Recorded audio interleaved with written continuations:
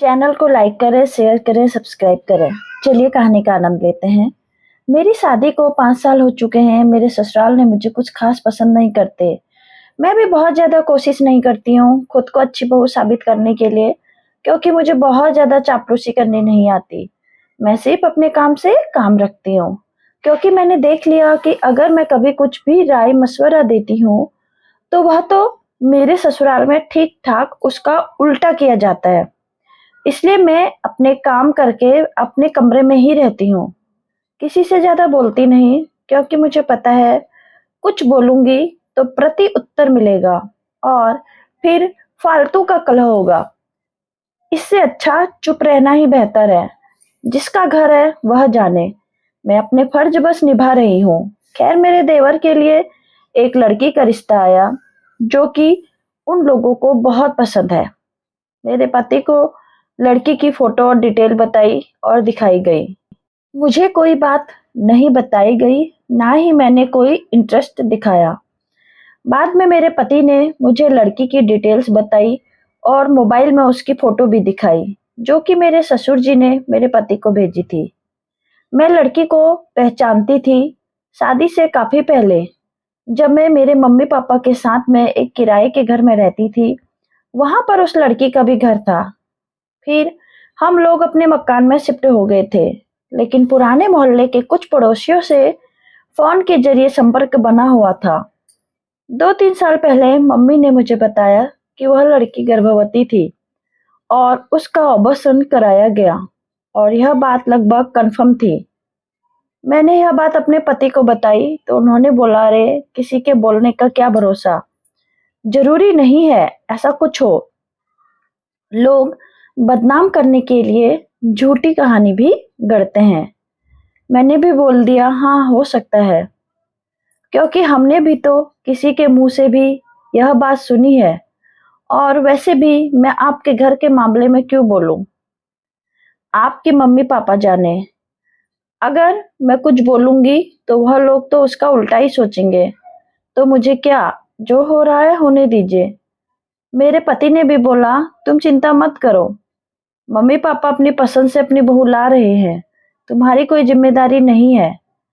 मैंने भी फिर इस बारे में कोई बात नहीं की, क्योंकि मैं सचमुच में ससुराल के मामलों में कोई भी इंटरेस्ट नहीं दिखाती थी, और ना ही वो लोग मेरा कोई राय मशवरा लेते थे।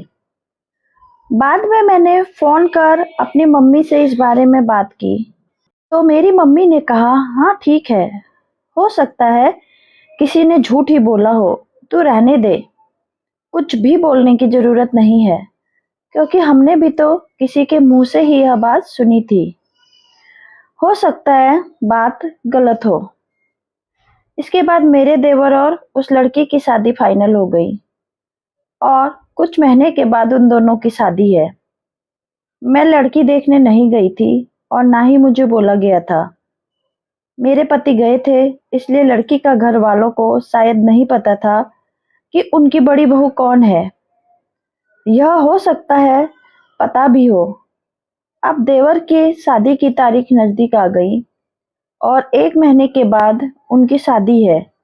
लेकिन मम्मी ने मुझे फोन पर बताया कि सुना है वह अपने बॉयफ्रेंड के साथ भाग गई है। मैंने बोला, आपको कैसे पता? तो मम्मी ने मुझे बोला, किसी ने बताया और खबर बिल्कुल पक्की है। उसके घर वाले उसे ढूंढ रहे हैं और इस वक्त वह घर पे नहीं है। मैंने बोला, मम्मी जाने दो, मैं क्यों फालतू के पचड़ों में पड़ूं।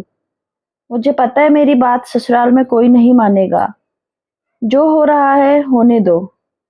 लेकिन फोन रखने के बाद मैंने गौर किया कि जो देवर जी दिन भर फोन पर लगे रहते थे, आज फोन पर कोई बात नहीं कर रहे थे।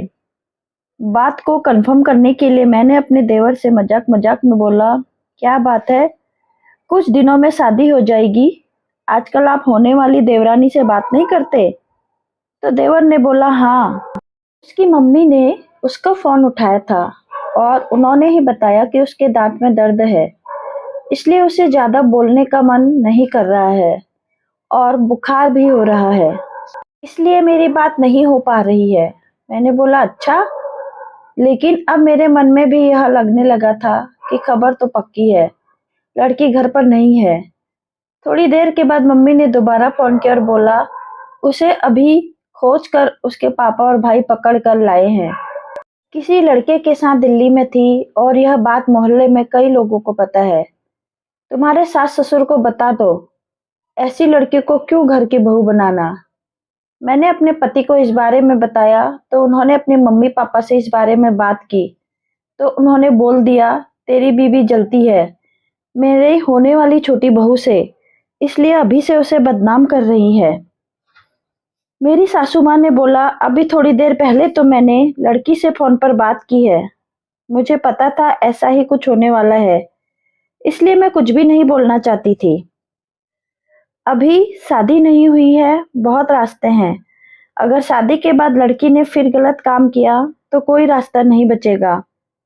लेकिन मैं तो उन्हें दुश्मन दिखती हूँ। मैंने भी सब कुछ छोड़ दिया। अगले हफ्ते शादी है, लेकिन मुझे आज फिर खबर मिली कि लड़की ने कोर्ट में उस लड़के से शादी कर रखी है और वह जबरदस्ती घरवालों के दबाव में यहाँ पर शादी कर रही है। यह खबर भी पूरी तरह से पक्की है, लेकिन अब मेरा दिल नहीं कर रहा है इस बारे में कुछ भी बोलने का। क्या मुझे अपने ससुराल वालों को इस बारे में बात करनी चाहिए या जो जैसा हो रहा है उसे होना देना चाहिए?